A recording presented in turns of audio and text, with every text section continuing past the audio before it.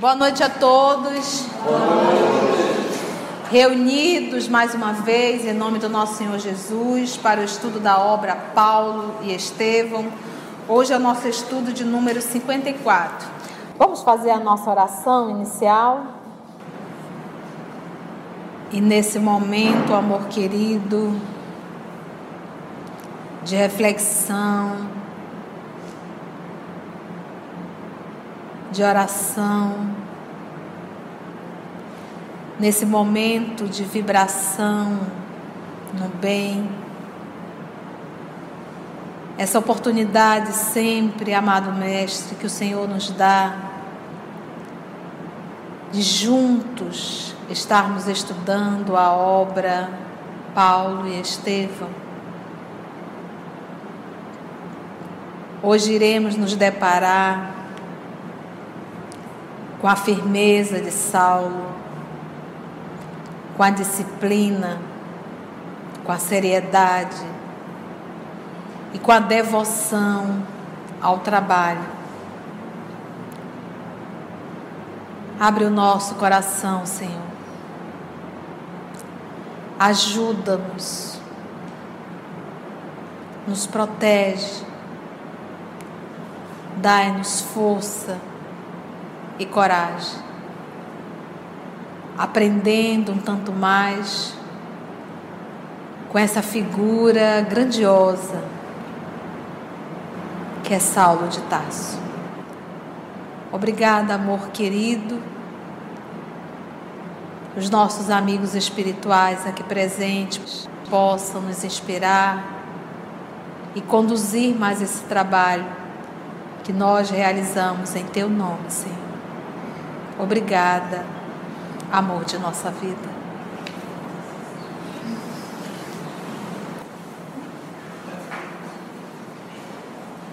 Então nós estamos vivendo exatamente que momento? O nosso Saulo de Tarso convivendo no deserto por 3 anos. A semana passada nós percebemos já que ele deixou de estar com Áquila e Prisca. Áquila e Prisca se direcionaram para Roma.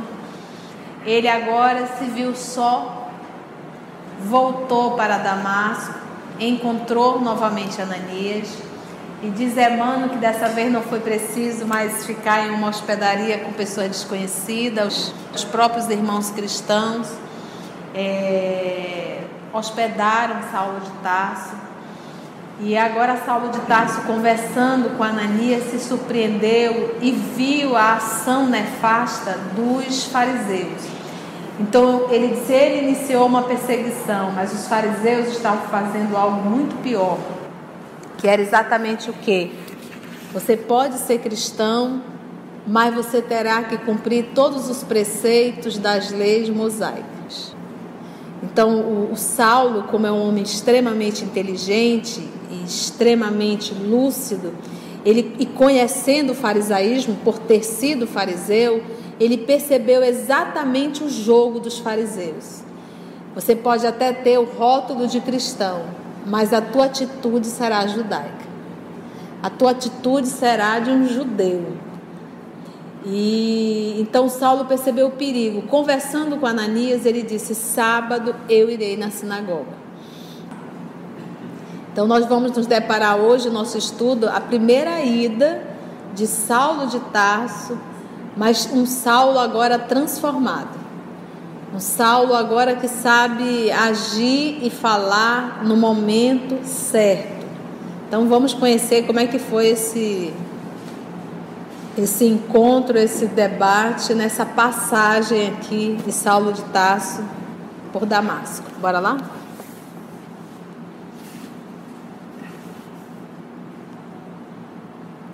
Terminada a leitura e a exposição regularmente, franqueada a palavra aos sinceros estudiosos da religião, eis que o desconhecido, porque quando ele entrou na sinagoga, ninguém reconheceu Saulo de Tarso.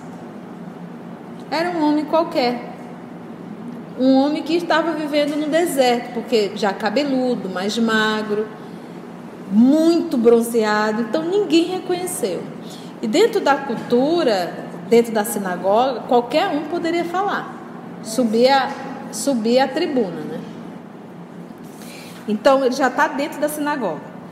Terminada a leitura e a exposição regulamentares, franqueada a palavra aos sinceros estudiosos da religião, eis que o desconhecido galga a tribuna dos mestres de Israel e, buscando interessar a numerosa assistência, falou primeiramente do caráter sagrado da lei de Moisés, que ele conhecia profundamente, detendo-se apaixonado nas promessas maravilhosas e sábias de Isaías, profeta, até que penetrou o estudo dos profetas.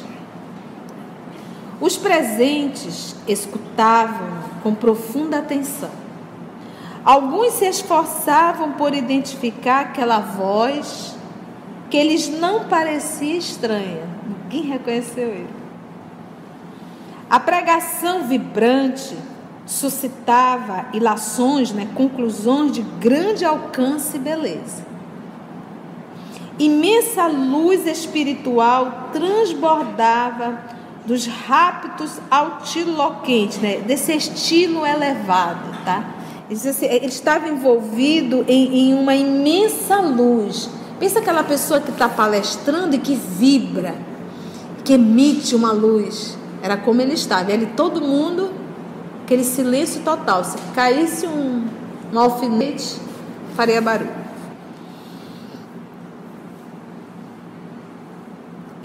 Só para você colocar, caso queira, rápidos, tá? Seria um arrebatamento, tá bom?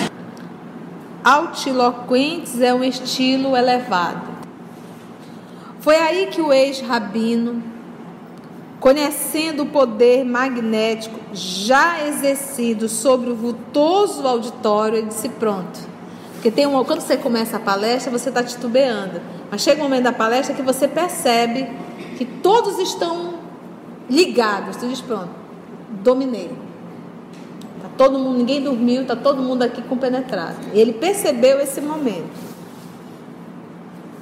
O vultoso auditório começou a falar do Messias Nazareno, comparando sua vida, feitos e ensinamentos com os textos que o anunciavam nas Sagradas Escrituras. Então, o que ele fez? Pegou Isaías, que falava da vinda do Messias, e começou a comparar Jesus com o que os profetas já haviam revelado de como seria o Messias. Ele está fazendo o link. Feitos ensinamentos com os textos que o anunciavam nas Sagradas Escrituras, porque no Antigo Testamento é revelado a todo momento a vinda do Messias. E como seria esse Messias? Quando abordava o problema da circuncisão, eis que a Assembleia rompe em furiosa gritaria. Clamavam os mais audaciosos, depois de identificar o ex-doutor de Jerusalém. É o bandido da seita do caminho. Reconheceram ele. Os chefes do serviço religioso, por sua vez, porque você sabe que já tentaram prendê-lo na primeira vez que ele foi falar na sinagoga de Damasco. Só não foi preso porque ele conhece a lei e ele sabia que não tinha nenhum mandado. Não é assim: vou te prender. Sou um doutor da lei, eu sei dos meus direitos. Cadê o mandado? Os chefes do serviço religioso, por sua vez, reconheceram o antigo companheiro, agora considerado um trânsfuga da lei, a quem se deviam impor castigos rudes e cruéis. Saulo assistia à repetição da mesma cena de quando se fazia ouvir na seleta reunião, com a presença dos levitas de Chipre. Porque lembra, esses irmãos de Chipre estavam inclusive hospedados na casa de... Qual era o nome do Sadoc? E foi um dos motivos, não sei se estavam hospedados ou estavam só jantando ou fazendo um encontro. E foi por esse motivo que Sadoc não recebeu Saulo, lembra? E quando ele foi à sinagoga, estava a presença desses irmãos de Chipre, e foi uma confusão, só não incharam ele porque ele se colocou. Saulo assistia à repetição da mesma cena, na seleta reunião com a presença dos levitas de Chipre. Enfrentou impassível a situação, até que as autoridades religiosas conseguissem acalmar os ânimos turbulentos.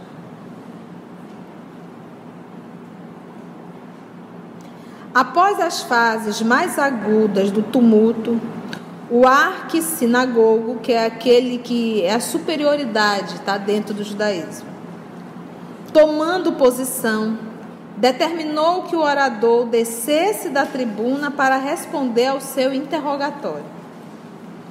O convertido de Damasco compreendeu de relance toda a calma de que necessitava para sair-se com êxito daquela difícil aventura e obedeceu de pronto, sem protestar. Sois Saulo de Tarso, antigo rabino em Jerusalém? Perguntou a autoridade com ênfase. Sim, pela graça do Cristo Jesus. Respondeu em tom firme e resoluto. Não vem ao caso referências quaisquer ao carpinteiro de Nazaré. Interessa-nos tão só a vossa prisão imediata, de acordo com as instruções recebidas do templo. Explicou o judeu em atitude solene. Minha prisão? Interrogou Saulo admirado. Sim. Não vos reconheço o direito de efetuá-la. Esclareceu o pregador. Diante daquela atitude enérgica, houve um movimento de admiração geral. Por que relutais? O que só vos cumpre é obedecer. Saulo de Tarso fixou com decisão, explicando. Nego-me porque, não obstante haver modificado minha concepção religiosa, sou doutor da lei. E, além disso, quanto à situação política, sou cidadão romano e não posso atender a ordens verbais de prisão. Entendeu? Então ele conhece a lei. Um João Evangelista aqui diz, tá, prende. Então para esse trabalho tinha que ser um leão. Por isso é que cada um de nós é uma parte dentro desse corpo. É um pé, é um braço, é uma mão, e nós temos que fazer a parte que nos compete. Eu não posso deixar de fazer a minha parte para fazer a parte do Maurício. O Maurício faz do jeito dele, eu faço do meu jeito, o seu Roger do jeito, faz cada um. Mas cada um é uma peça particular e necessária. Enquanto um canta, outro ensina. Enquanto um faz um café delicioso e uma sopa maravilhosa, o outro está lá atendendo na recepção. Então cada um deve saber o que faz muito bem e fazer. E esse homem sabe usar a fala muito bem. E ele você cidadão romano? Não, em hipótese alguma. Não verbalmente. E ele disse, além de tudo, eu sou um doutor da lei. Não perdi o título? E tem a cidadania romana. Ele tinha cidadania romana. Porque Tarso, a cidade a qual ele nasceu, era administrada pelos romanos. E a partir daquela administração, todos que nascessem teriam cidadania romana. Cidadania romana. Todos que nascessem daquela época em diante. E Saulo era judeu, porque pai e mãe era descendente de judeus, mas ele nasceu em Tarso, que era uma cidade universitária e cheia de mestres gregos. Então ele conhecia realmente esses três mundos, tanto o mundo romano, tanto é que ele se vestia de forma romana, como também o mundo grego, porque ele teve estudos, as faculdades ao qual ele fez, os mestres eram mestres gregos, e conhecia todo o mundo judaico por conta do seu pai e de sua mãe. Entendeu? Então ele conhecia, era um homem muito intelectualizado. Diz Emmanuel, acho que é Chico que fala, que o trabalho de Saulo de Tarso no mundo espiritual foi realmente recolher e acolher esses espíritos intelectualizados e trazê-los para o Cristo. Se ele conseguiu trazer Lucas ao cristianismo, nós vamos ver na obra Paulo Estevam, e Lucas disse que se apaixonou pela inteligência desse homem. Então vamos lá agora, vamos ver, ele já deu o checkmate dele. Mas estás preso em nome do Sinédrio. Onde o mandado? Me mostra. A pergunta imprevista desnorteou a autoridade. Então a gente pode dizer assim, a gente acha que ser cristão é ser bobo, é ser idiota, é ser conivente com tudo, é se entregar, e não é. Eu acho que nós não entendemos o que é ser cristão. Podemos até exigir, sem agredir, sem xingar, sem baixar o nível. Não é, a gente tem que ter esse bom senso. Eu gosto da frase de Jesus: seja manso como uma pomba, mas prudente como uma serpente. Então a prudência é sempre bom. A pergunta imprevista desnorteou a autoridade. Não tinha mandado? Havia mais de 2 anos chegara de Jerusalém o documento oficial, mas ninguém podia prever aquela eventualidade.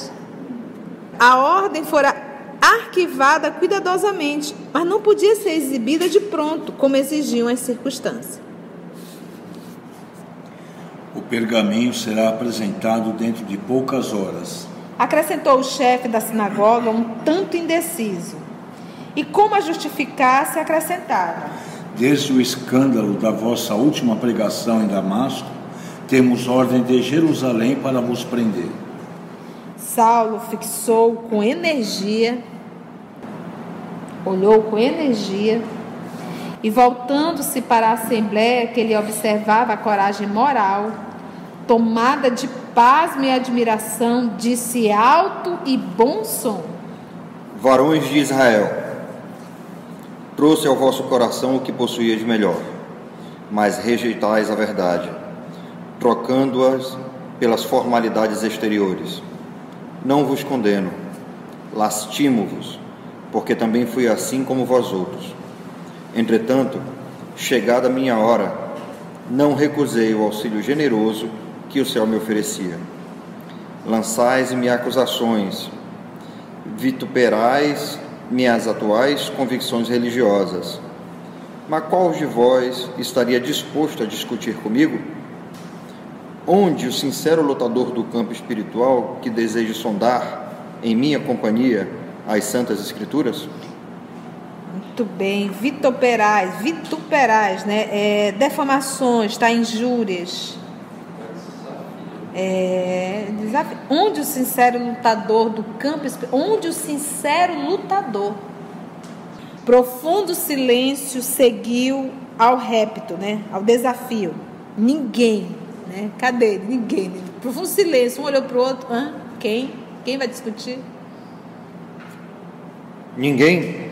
Perguntou o ardoroso artífice da nova fé, com um sorriso de triunfo. Não era metido. Conheço-vos, porque também palmilhei esses caminhos. Entretanto, convenhamos em que o farisaísmo nos perdeu, atirando nossas esperanças mais sagradas num oceano de hipocrisias. Venerais Moisés na sinagoga. Tendes excessivo cuidado com as fórmulas exteriores. Mas qual a feição da vossa vida doméstica? Quantas dores ocultais sob a túnica brilhante?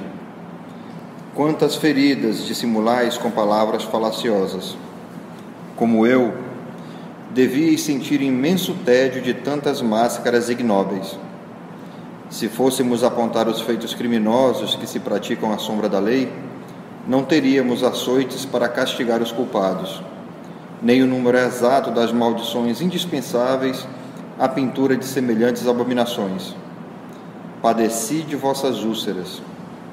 Envenenei-me também nas vossas trevas e vim a trazer-vos o remédio imprescindível. Recusais-me a cooperação fraterna. Entretanto, em vão recalcitrais perante os processos regeneradores, porque somente Jesus poderá salvar-nos. Trouxe-vos o Evangelho, ofereço-vos a porta de redenção para nossas velhas mazelas, e ainda quereis compensar meus esforços com o cárcere e a maldição? Recuso-me a receber semelhantes valores em troca de minha iniciativa espontânea. Não podereis prender-me, porque a palavra de Deus não está algemada. Se a rejeitais, outros me compreenderão. Não é justo abandonar-me aos vossos caprichos, quando o serviço a fazer me pede dedicação e boa vontade. Tudo que ele falou é verdade. Tudo. Ele sabe o que passa dentro do mundinho do farisaísmo. Então ele falou e ficou todo mundo lá com a barba de molho, não é isso? Sem palavras. Sem palavras. Os próprios diretores da reunião pareciam dominados por forças magnéticas poderosas e indefiníveis. Olha quem está com ele, Estevão e Jesus vibrando. De onde está? Só emanando. O moço tassense passeou o olhar dominador sobre todos os presentes, revelando a rigidez do seu ânimo poderoso. Vosso silêncio fala mais que as palavras. Concluiu quase com audácia. Jesus não vos permite a prisão do servo humilde e fiel. Que a sua bênção vos ilumine o espírito na verdadeira compreensão das realidades da vida. Assim dizendo, caminhou resoluto para a porta de saída, enquanto o olhar assombrado da assembleia lhe acompanhava o vulto, até que, a passo firme, desapareceu em uma das ruas estreitas que desembocavam na grande praça. Ninguém apedrejou, ninguém quis rasgar a roupa, todo mundo ficou como se despertasse após o audacioso desafio. A reunião degenerou em acaloradas discussões. O arquissinagogo, que parecia sumamente impressionado com as declarações do ex-rabino, não ocultava a indecisão, relutando entre as verdades amargas de Saulo e a ordem de prisão imediata. Os companheiros mais enérgicos procuraram levantar-lhe o espírito de autoridade. Era preciso prender o atrevido orador a qualquer preço. Os mais decididos puseram-se à procura imediata do pergaminho de Jerusalém. Pega o mandado rápido. E logo que o encontraram, resolveram pedir auxílio às autoridades civis, promovendo diligências, buscas. Daí a 3 horas, todas as medidas para a prisão do audacioso pregador estavam assentadas. Os primeiros contingentes foram movimentados às portas da cidade. Primeiro grupo de militares. Em cada uma postou-se pequeno grupo de fariseus, secundados, seguidos por 2 soldados, a fim de burlarem, qualquer tentativa de evasão. Em seguida, iniciaram a devassa em bloco, na residência de todas as pessoas suspeitas de simpatia e relações com os discípulos do Nazareno. E quando esses soldados entravam, eles não chegavam: olá, bom dia, a senhora, por favor, permita entrar na sua casa para verificar. Saía derrubando, empurrando, roubando. Então, olha só. Saulo, por sua vez, afastando-se da sinagoga, procurou avistar-se com Ananias, ansioso da sua palavra amorosa e conselheira. Você imagina como não estava o coração de Saulo? O sábio velhinho ouviu a narração do acontecido, aprovando-lhe as atitudes. Sei que o Mestre, dizia o moço por fim, condenou as contendas e jamais andou entre os discutidores, mas também jamais contemporizou com o mal. Estou pronto a reparar meu passado de culpas. Afrontarei as incompreensões de Jerusalém, a fim de patentear minha transformação radical. Pedirei perdão aos ofendidos pela insensatez da minha ignorância, mas de modo algum poderei fugir ao ensejo de afirmar-me sincero e verdadeiro. Acaso serviria ao Mestre, humilhando-me diante das explorações inferiores? Jesus lutou quanto possível e seus discípulos não puderam proceder de outro modo. Olha lá. Você está vendo a coisa errada, você diz, tá. Não está errado. Não é assim. Vamos lutar. Então, nesse momento, o trabalho de Saulo de Tarso é ação espiritual realmente. Tinha Estevão, um grupo com Estevão, mas Nosso Senhor Jesus segurou o povo, congelou, ficou todo mundo congelado. É aquele momento que você não tem atitude. Quando ele saiu, a vibração se desfez, aí que eles se perceberam. E outra, o que Saulo falou foi a verdade. Tocou. E outra, como mesmo Paulo falou, ele tem todo o magnetismo. Quando você vai palestrar, você tem um magnetismo que você envolve uma plateia. E ele fez isso. Tanto é que ele percebeu, opa, agora a turma está na minha mão. Eu consegui prender a atenção de todo mundo. O bondoso ancião acompanhava-lhe as palavras com sinais afirmativos. Depois de confortá-lo com a sua aprovação, recomendou-lhe a maior prudência. Seria razoável afastar-se quanto antes dali do seu casebre, né? Tugúrio seria esse casebre. Os judeus de Damasco conheciam a parte que tivera na sua cura. Por causa disso, muitas vezes lhes suportara as injúrias e remoques, né? Os ditos. Certo, procurá-lo-iam ali para prendê-lo. Então, isso analisa dizendo, olha, quando você viajou, todo mundo aqui soube que eu estive envolvido com a tua cura, porque ele não estava cego, não foi Ananias que devolveu a visão? Então, isso correu em Damasco. Então, ele disse, com certeza vão vir aqui na minha casa. Eles já vieram, já ficaram jogando piadinhas. Então, é melhor você não ficar aqui. Certo, procurá-lo-iam ali para prendê-lo. Assim, era de opinião que se recolhesse à casa da Consoro, que é uma irmã, tá? Lavadeira, onde costumavam orar e estudar o Evangelho. Ela saberia acolhê-lo com bondade. Saulo atendeu ao conselho sem hesitar. Daí a 3 horas, o velho Ananias era procurado e interpelado. Atenta à sua conduta discreta, foi recolhido ao cárcere para futuras averiguações. Prenderam Ananias. Você está vendo? Quando mexe com todo mundo.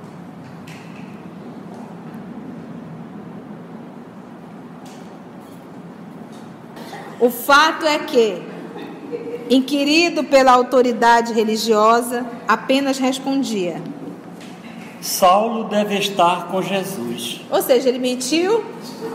Ele não está mentindo, ele está omitindo, né? Onde está Saulo? Com Jesus. Pronto. Nos seus escrúpulos de consciência, o generoso velhinho entendia que, desse modo, não mentia aos homens nem comprometia um amigo fiel. Depois de preso e incomunicável 24 horas, deram-lhe liberdade após receber castigos dolorosos. A aplicação de 20 bastonadas deixara-lhe o rosto e as mãos gravemente feridos. E você acha que ele está pensando, apanhei por causa de Saulo? Apanhei em nome de Cristo. Foi pela causa. Porque Saulo estava lá, não estava defendendo uma opinião pessoal. Paulo estava expondo a causa do Cristo. E é pelo Cristo. Isso é uma questão muito importante, né? Porque de repente a gente pode dizer, poxa, por causa do Saulo até o Ananias foi preso, apanhou, mas ninguém sofre pelos outros. E nós vamos ver isso lá na frente, quando Áquila e Prisca são presos e maltratados. Saulo fica muito entristecido e ele se sente culpado. E é João Evangelista que diz, mas não foi por ti que eles passaram por tudo isso. É pelo Cristo. Aí Saulo, isso é verdade. Contudo, logo que se viu livre, esperou a noite e cautamente, não é que é de forma cautelosa, encaminhou-se à choupana humilde, onde se realizavam as prédicas do caminho. Ou seja, cheio de marcas, velho, idoso, 20 bastonadas, rosto machucado. Ele poderia ficar em casa e dizer, não, eu estou mal, tudo está doído, tudo está quebrado. O que ele fez?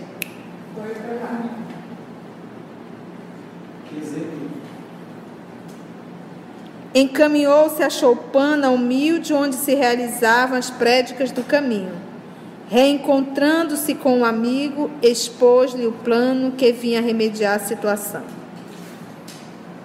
Quando criança, exclamou Ananias, prazeroso, assisti à fuga de um homem sobre os muros de Jerusalém. E como se recapitulasse os pormenores do fato, na memória cansada, perguntou, Saulo, terias medo de fugir em um cesto de vime? Por quê? Disse o moço sorridente. Moisés não começou a vida em um cesto sobre as águas? O velho achou graça na referência e esclareceu o projeto. Não muito longe dali, havia grande árvore juntos dos muros da cidade. Alçariam o fugitivo num grande cesto e depois, com insignificantes movimentos, ele poderia descer do outro lado em condições de iniciar a viagem para Jerusalém, conforme pretendia. O ex-rabino experimentou imensa alegria. Na mesma hora, a dona da casa foi buscar o concurso dos 3 irmãos de mais confiança. E quando o céu se fez mais sombrio, depois das primeiras horas da meia-noite, um pequeno grupo se reunia junto à muralha, em ponto mais distante do centro da cidade. Saulo beijou as mãos de Ananias, quase com lágrimas. Despediu-se em voz baixa dos amigos, enquanto um lhe entregava volumoso pacote de bolos de cevada. Na copa da árvore frondosa e escura, o mais jovem esperava o sinal. O moço tarcense entrou na sua embarcação improvisada e a fuga se deu no campo silencioso da noite. Do outro lado, saiu rápido do cesto, deixando-se empolgar por estranhos pensamentos. Seria justo fugir assim? Não havia cometido crime algum. Não seria covarde deixar de comparecer perante a autoridade civil para os esclarecimentos necessários? Ao mesmo tempo, considerava que sua conduta não provinha de sentimentos pueris e inferiores, pois ia a Jerusalém resoluto, buscaria avistar-se com os antigos companheiros, falar-lhe-ia abertamente, concluindo que também não seria razoável entregar-se inerme, inofensivo ao fanatismo tirânico da sinagoga de Damasco. Cenas do próximo capítulo.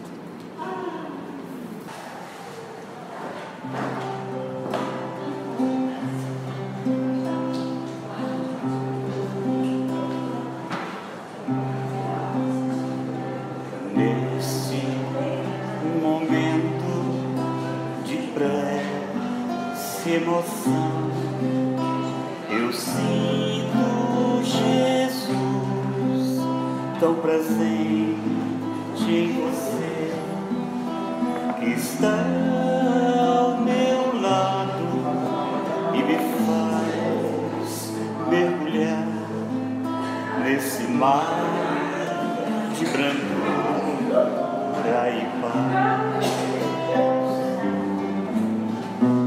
Tento estar perto do teu coração, unir nossos passos na prece, entender que estar com Jesus no caminho é amar, é sonhar, é encontrar, é sofrer.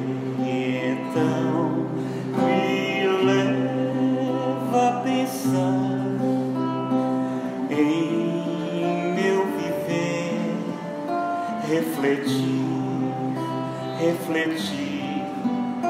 em paz.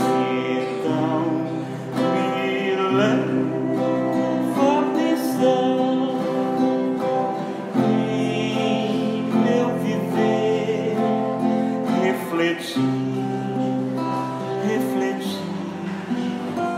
em paz.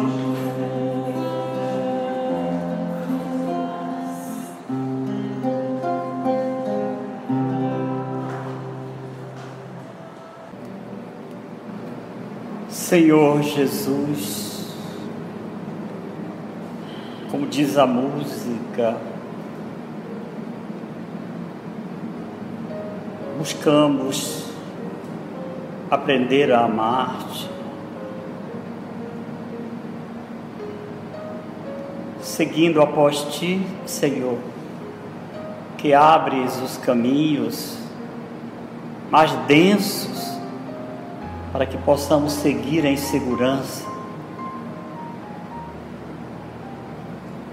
E nós queremos neste momento, Senhor, te oferecer o nosso olhar e o nosso sentimento de gratidão pelos séculos ou milênios que nos tens buscado, convidado, por jamais desistires de nós. E hoje a nossa tímida espiritualidade vacilante busca firmar-se, consolidar-se através do estudo e da prática ainda incipiente ou acanhada. Senhor Jesus, obrigado por mais esta oportunidade, pelos amigos espirituais que não nos deixam entregues à nossa própria sorte, por aqueles que nos guardiam as horas como espíritos protetores e nos carregam nos braços muita vez. Assim, Jesus, obrigado por tudo, e tua paz nos envolva agora e sempre. Que assim seja.